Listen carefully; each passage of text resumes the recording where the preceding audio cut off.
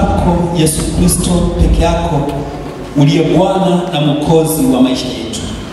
Asante kwa muda huu na saa hii ya mchana ambayo umetujalia watoto wako kuwepo mahali hapa kwa ajili ya kazi yako. Tunalo somo liko mbele yetu, kichwa cha mkutano, Yesu Kristo mwalimu wa kweli. Tunaomba ushuke utufundishe katika jina lako Yesu Kristo. Si tu tayari sasa kupokea kutoka kwako. Ninawaleta watumishi wako hawa Bwana waliosafiri kutoka maeneo mbalimbali, kutoka wilaya mbalimbali na kutoka shirika mbalimbali. Wako hapa kwa ajili yako. Bwana, sema nao kupitia kichwa cha mkutano. Katika jina la Yesu nimeomba. Amen. Bwana Yesu asifiwe. Naomba niulize swali, kichwa cha mkutano 2025 kinasemaje?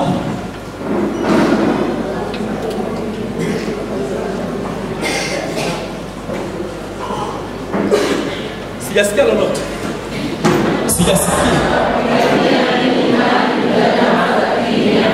Rudia tena.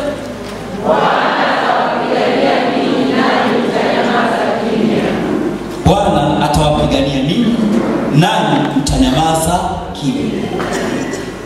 Maneno haya yanapatikana wapi?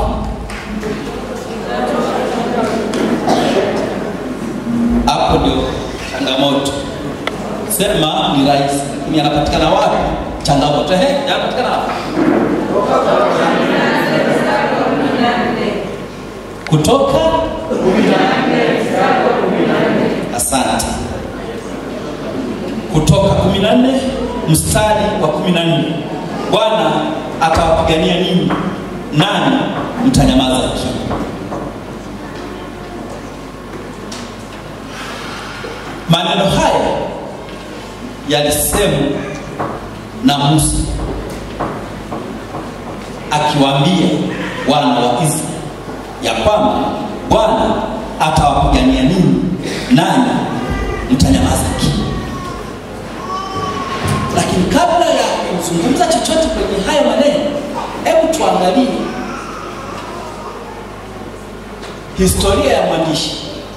Mwandishi wa kitabu hiki, wataalamu wa Agano la Kale wamethibitisha kwamba kitabu hiki kiliandikwa na Musa mwenyewe. Na wala hakuandika kitabu hiki tu, aliandika na vitabu vingine vinavyounganishwa na kitabu hiki kuwa vitabu vitano. Kitabu cha kwanza ni Mwanzo, kitabu cha pili ni Kutoka, kitabu cha tatu ni Mambo ya Walawi, kitabu cha 4 ni Hesabu, kitabu cha 5 ni Kumbukumbu na Torati. Hivi vitabu vitano vinajulikana pia kama vitabu vya sheria. Wale walipata nafasi ya kusoma shahada ya sheria wanalazimika sana kusoma vitabu hivi, kwa sababu ndani ya vitabu hivi kuna sheria na taratibu nyingi za namna ya kukata mashauri, namna ya kupatanisha, namna vitu vingi, taratibu nyingi ziko kwenye vitabu hivi vitano ambavyo hujulikana kama vitabu vya Torati ama vitabu vya sheria. Mwandishi wake wa vitabu hivi ni Musa. Musa alikuwa miongoni mwa wana wa Israeli waliozaliwa utumwani kule Misri. Musa alizaliwa kipindi kile ambacho ameinuka mtawala ambaye hakufahamu thamani ya Waebrania ama Waisraeli waliokuwa Misri. Kipindi hicho ambacho yule Farao aliyetawala aliamua na kutangaza na kuambia wale wakunga wanaowazalisha wale wanaojifungua kwamba akizaliwa mtoto wa kiume wa Waebrania, yani Waisraeli, mnahitaji kukanyonga mpaka kufa, ili kakizaliwa mseme mtoto amezaliwa amekufa. Wale wakunga ama wazalisha kwa lugha nyingine walikuwa ni wacha Mungu. Walikataa kufanya kosa hili, wakaamua kunyamaza. Manake walipokuwa wanajifungua walikuwa wanawazalisha vizuri wale Waebrania, alafu wanasema hawa kina mama ni majasiri sana. Kila siku tunapotaka kwenda kuwazalisha mtoto ameshajifungua, kwa hiyo tunashinda. Kipindi hicho ambacho hila ya Farao kutaka kuwaangamiza Wayahudi ilitokea, ndicho kipindi ambacho Musa alizaliwa. Baada ya kuzaliwa, mliosoma muhtasari, mliosoma Biblia, alifichwa kwenye mto Naili.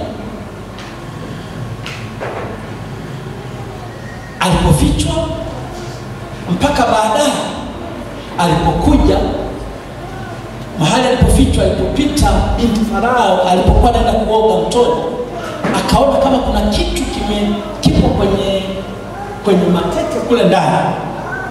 Akatamani kukiona, akaona kuna mtoto wa kiume mzuri. Lakini yule mtoto alikuwa peke yake kule mtoni. Walikuwa watu waliokuwa wanaangalia mazingira ya mtoto yu salama kiasi gani.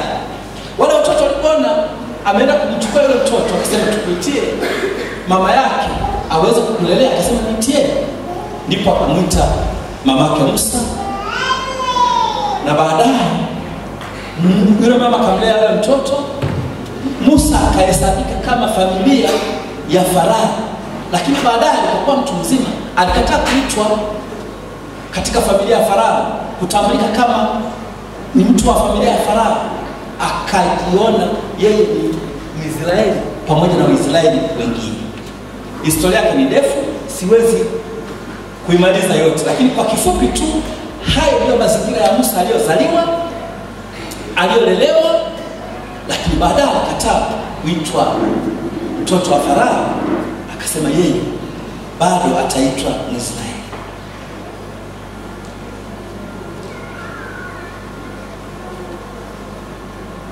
Bwana Yesu asifiwe.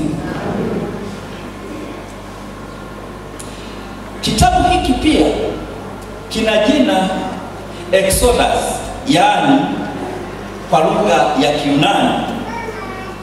Wakati fulani pia kwa lugha ya Kiyunani wanasema Septuaginta, maana yake toka nje au kuhama.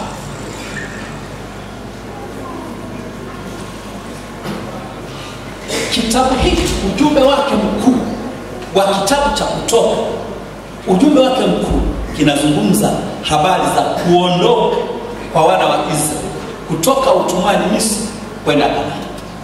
Na ndio maana kilipewa jina Kutoka, maana yake kuondoka.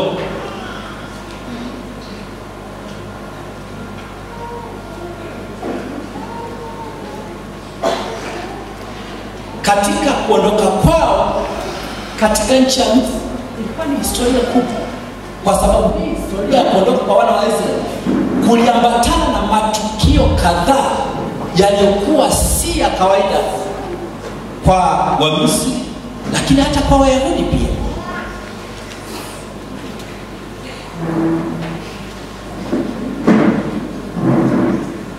Matukio hayo ni yale mapigo ambayo Farao na Wamisri waliyapata wakati ule Musa anawaombea ruhusa wana wa Israeli waondoke, lakini Farao alikuwa anakataa, hataki kuwaruhusu waondoke kwenda kumtumikia Mungu wao. Na kwa sababu hiyo walipata mapigo mengi, lakini baadaye Mungu aliwapa pigo moja kubwa la mwisho, ambalo lilikuwa pigo la 10, pigo ambalo liliwafanya Farao awaruhusu wana wa Israeli waondoke. Na pigo hili lilikuwa ni kuuawa kwa mzaliwa wa kwanza, kuuawa kwa mzaliwa wa kwanza wa Wamisri, wa binadamu na wa wanyama. Hili tukio na hili pigo lilimshtua Farao, kwa sababu Mungu alipotekeleza hili, kila familia iliyokuwa na mzaliwa wa kwanza kulikuwa na msiba. Hebu nyosheni mkono ambao ni wazaliwa wa kwanza kwa wazazi wao. Haya, mbarikiwe shushi.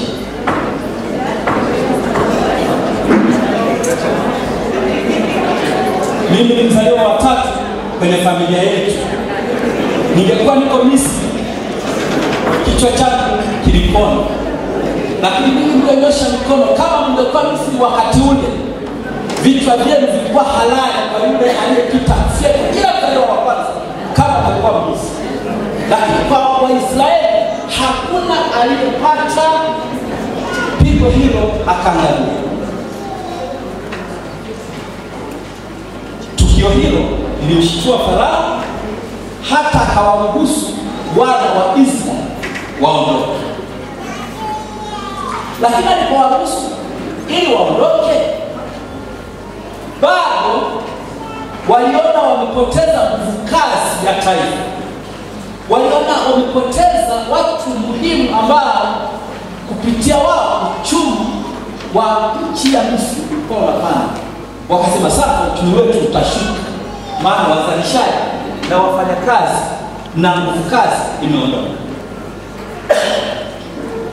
Farao akaita baraza lake, pamoja na mapigo yote haya, pamoja na kupoteza watoto wao wa kwanza, pamoja na kupoteza wanyama wao wazaliwa wa kwanza, lakini bado alitisha baraza lake, wakashauriana kwamba hawa watu ni lazima tuwafuate, tuwarudishe, maana nchi itaingia kwenye shida bila kuwepo wao kufanya kazi. Wakati huo wale Waisraeli wanakwenda, kwa kuwa nchi ile ni tambarare na ni sehemu ya jangwa na mchanga, mtu akiwa mbali unamuona mtu kwa mbali unamuona. Kwanza unaanza kumuona kama kitu kidogo, unaanza kumuona anaendelea kupanuka. Wale waliosoma mambo ya foto wanafikiri unanielewa. Picha ikiwa karibu inaonekana ni kubwa, lakini ikiwa mbali inaonekana kitu kidogo sana. Kwa hiyo wale waliweza kuona majeshi ya Farao walipowafuatia ni kama watu, vitu fulani vinaonekana kwa mbali. Baadaye walipokuwa wanajaribu kusogea, wakagundua kwamba Farao ametuma jeshi lake lije litukamate. Pale ndipo shida ilipoanza, ndipo vilio vilipoanza, ndipo manunguniko yalipoanza, ndipo lawama kwa Musa zilipoanza, kwamba Musa na saizi Farao ametuma majeshi yake yaje yatukamate na kuturudisha tena kule Misri. Si afadhali tungefia kule, kwamba hakuwa na makaburi Misri tulizikwa huko? Wana wa Israeli walikuwa wanajihurumia wao, lakini Musa alikuwa anatazama kusudi la Mungu. Hebu mshangilie Mungu. Musa alikuwa anaangalia kusudi la Mungu. Kusudi la Mungu alishawaahidi kwamba atawapeleka kwenye nchi ijayo maziwa na asali, nchi ya Kanaani. Huko ndiko kusudi la Mungu lilikokuwa. Mungu alikusudia kuwapeleka huko, sio wakae utumwani.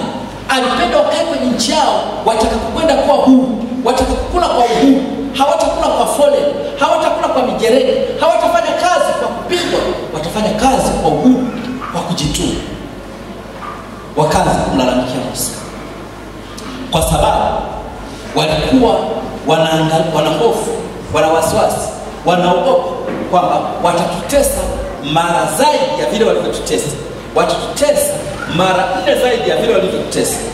Musa akawaambia watu, msiogope, pamoja na jeshi la Farao kwamba linakuja, msiogope. Alichokuwa anakiona Musa sicho alichokuwa anakiona wana wa Israeli. Maana kwa Mungu ameshinda. Musa alikuwa analiona kusudi la Mungu limesimama juu yao, lakini wana wa Israeli walikuwa wanaona hofu, wasiwasi na jeshi la Farao kwamba linakuja kutuangamiza. Sasa Musa alikuwa anatazama kusudi la Mungu, anawaambia msiogope, msiogope. Walipoendelea kupiga kelele, Musa akaenda mbele za Mungu. Alipoenda mbele za Mungu, Mungu akamwambia, waambie wana wa Israeli waendelee mbele. Bwana Yesu asifiwe. Mwana kondoo wa Mungu ameshinda. Aliye na Biblia naomba tusomee ile Kutoka 14, aanze na mstari wa 13. Anza na mstari wa 12 hadi wa 14. Mwenye Biblia hapo tusomee kitabu cha Kutoka.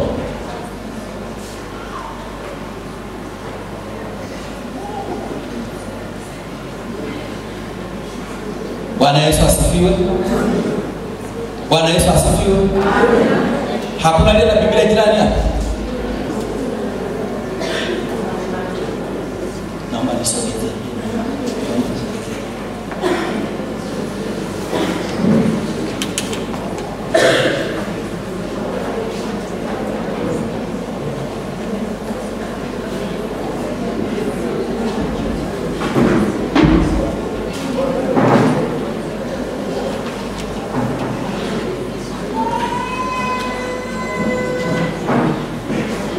Kutoka 14 tunaanza na mstari ule wa 12, tutasoma hadi mstari ule wa 14.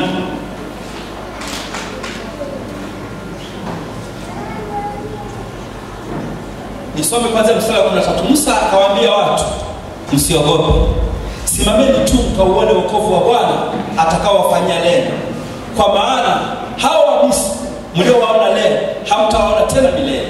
Bwana atawapigania ninyi, nani mtanyamaza kimya. Bwana atawapigania ninyi, nani mtanyamaza kimya. Haya ni maneno Musa anawatia moyo, anawaondolea hofu na wasiwasi waliokuwa naye wana wa Israeli. Kwa nini walikuwa na hofu? Kwa sababu waliona jeshi la Farao linawafuatia kuja kuwarejesha.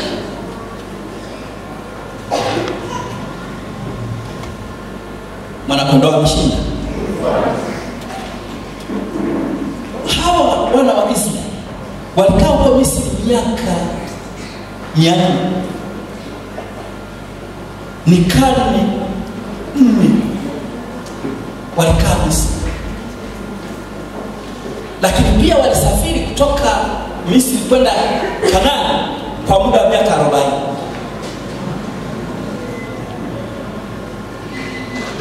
Kwa muda wa miaka 40 wamesafiri, mwaka wa kwanza mpaka wa 40.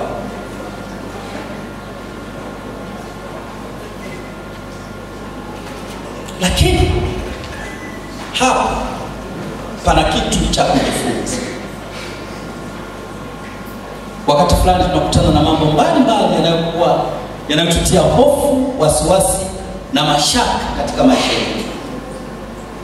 Wakati fulani tunakutana na mambo yanatupa wasiwasi na mashaka, tunakutana na changamoto za kifamilia, tunakutana na changamoto za kiuchumi, tunakutana na changamoto za kijamii, tunakutana na changamoto za mahali pa kazi, mahali pa biashara na mengine mengi tunakutana nayo, ambayo wakati fulani yanatutia hofu na wasiwasi.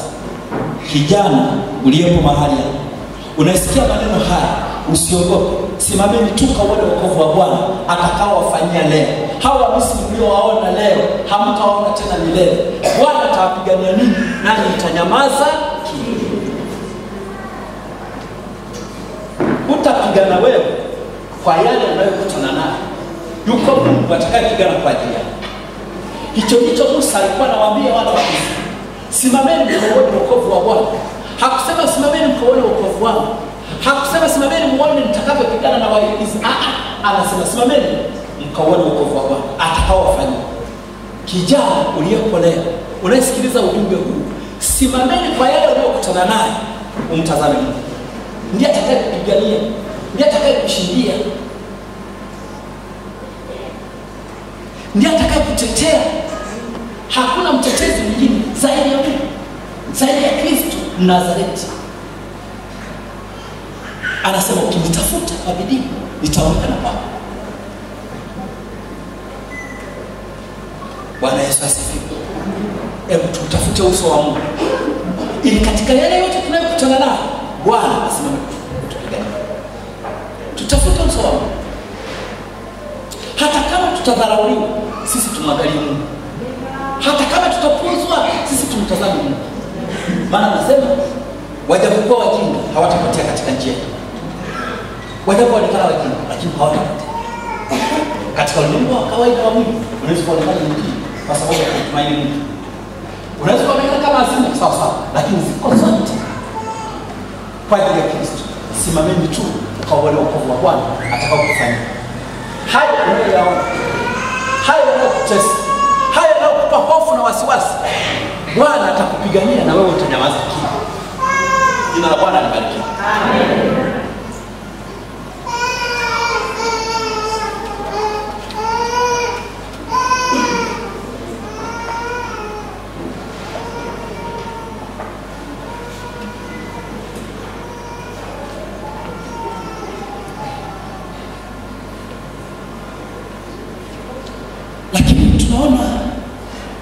Jambo la pekee pia, baada ya wana wa Israeli kumtumaini Mungu na Mungu kuambia ya kwamba hawa Misri mliowaona leo hamtaona tena milele, Mungu alifanya kitu kwa ajili ya Israeli. Biblia ukisoma inasema wakati ule wana wa Israeli wanakaribia kuingia bahari ya Shamu na jeshi la Farao lilikuwa nyuma yao. Kama unaendelea kusoma na kufuatilia, utasoma kwa sababu muda sio rafiki.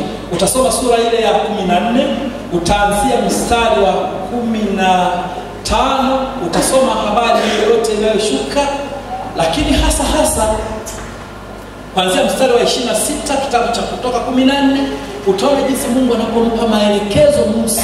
Anamwambia nyosha fimbo yako juu ya maji ili maji yapate kugawanyika, yatengeneze njia katikati. Biblia inasema aliponyosha fimbo, ulitokea upepo ukaja ukapiga maji akasimama upande wa kulia na wa kushoto, ukatengeneza njia katikati. Ule ni muujiza ambao Mungu aliwatengenezea wana wa Israeli ili waweze kupita. Siku zote Mungu wetu huonekana mwishoni mwa kuamini. Unapotaka kukata tamaa, ndipo anakuonekana. Haonekani mwanzoni mwa kuamini, anaonekana mwishoni. Wakati wana wa Israeli sasa wanahangaika, kwenda kulia kwao hawawezi kupita, kwenda kushoto kwao hawawezi kupita. Mbele yao kuna bahari ya Shamu, nyuma yao jeshi la Farao linawafuatia. Wakasimama, wanafanyaje? Lakini Mungu amesema songeni mbele, endeleeni mbele. Mungu anamwambia Musa, sasa chukua fimbo yake aliyokuwa nayo mkononi.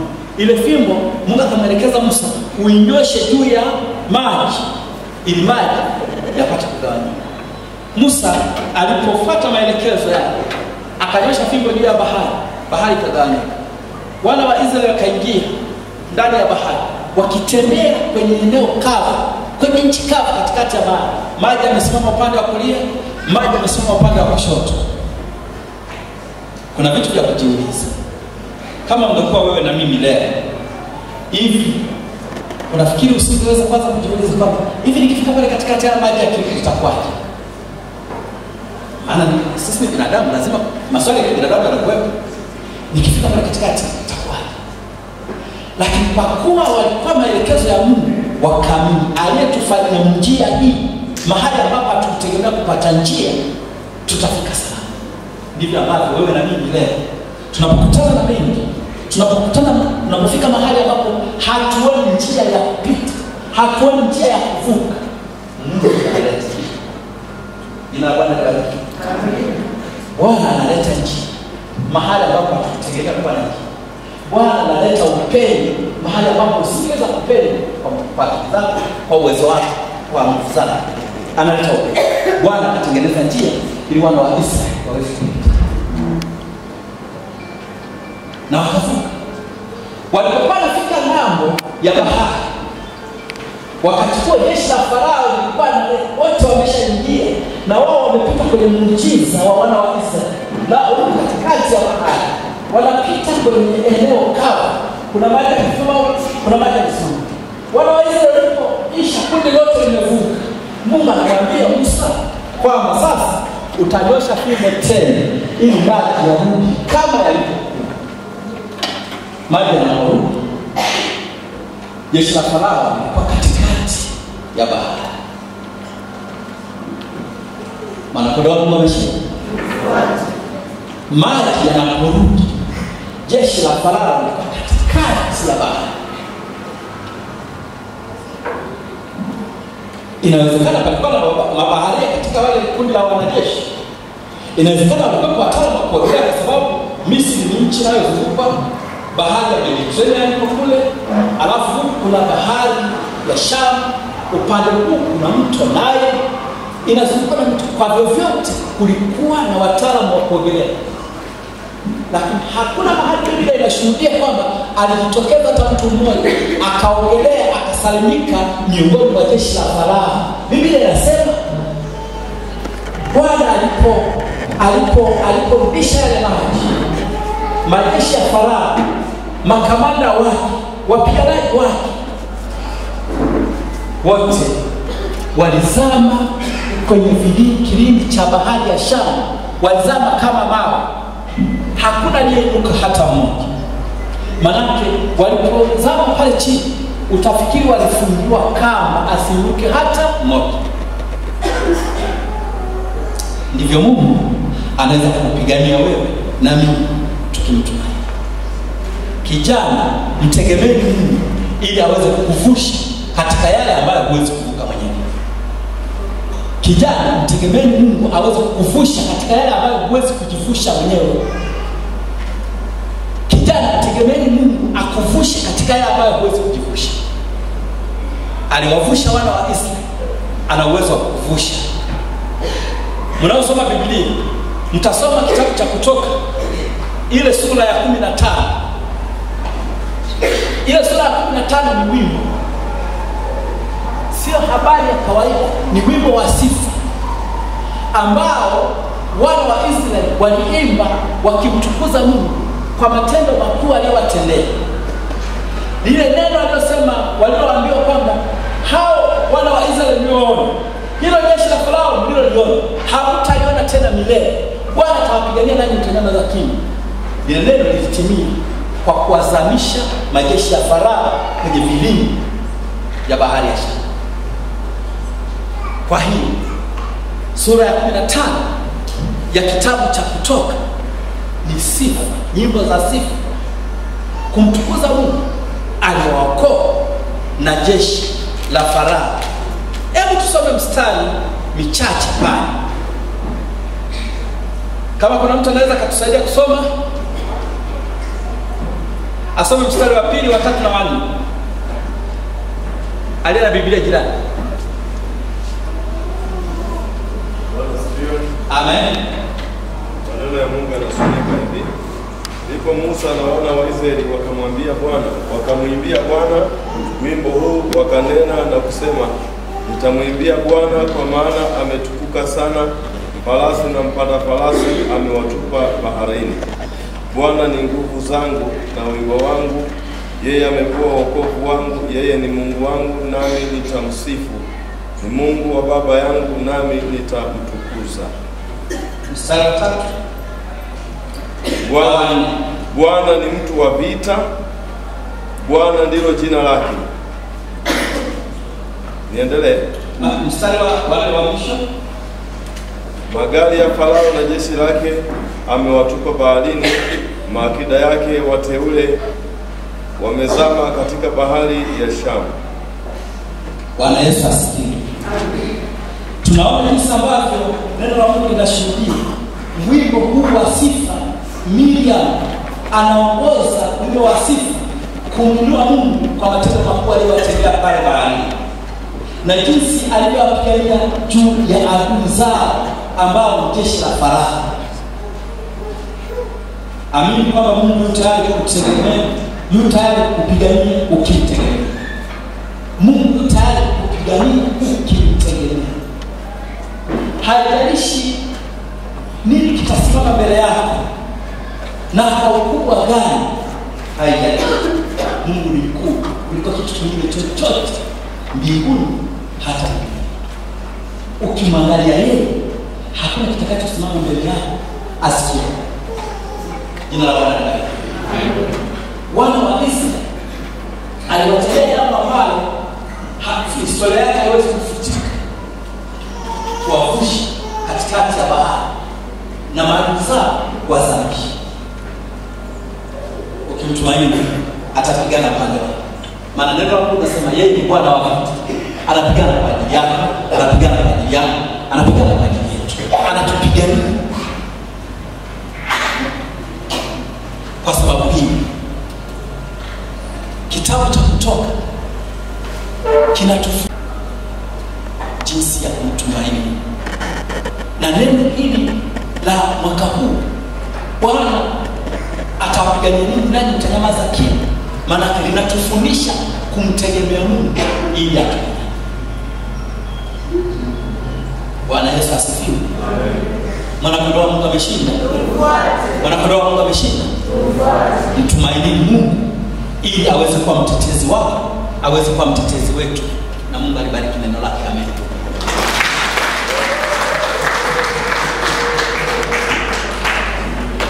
Niombe.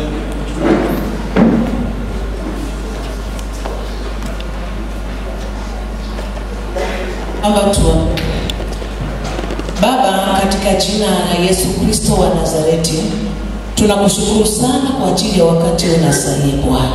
Asante kwa ajili ya mtumishi wako Mungu ambaye amepanda kama tunda. Asante Mungu kwa kumjalia.